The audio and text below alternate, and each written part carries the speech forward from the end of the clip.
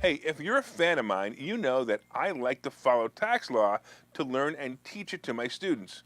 Not as a professor, but as a common sense guide on how you're actually being taxed by the government and how you can pay less taxes using the laws granted.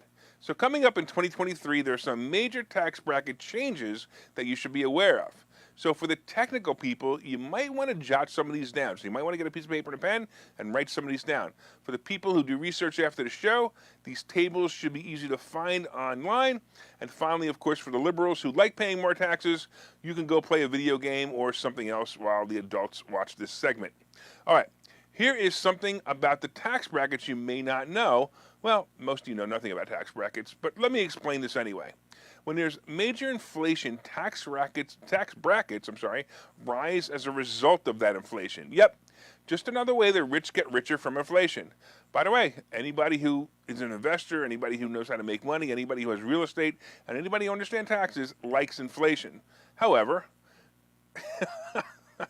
so you should know how to take advantage of it. All right. So because we have had crazy inflation, 8.7% that is, the tax brackets have risen to pretty nice levels come 2023.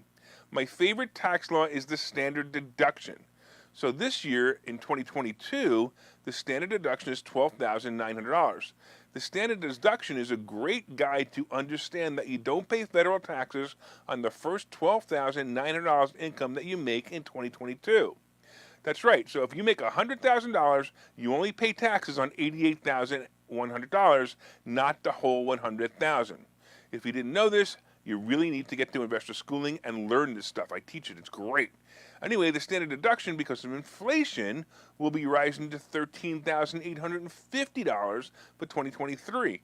That's almost a $1,000 increase, which is pretty nice.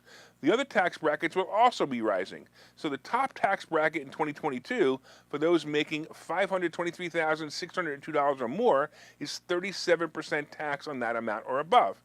The new number is $578,125 to be taxed at 37%. That's about a $55,000 increase. By the way, these numbers are for single individuals.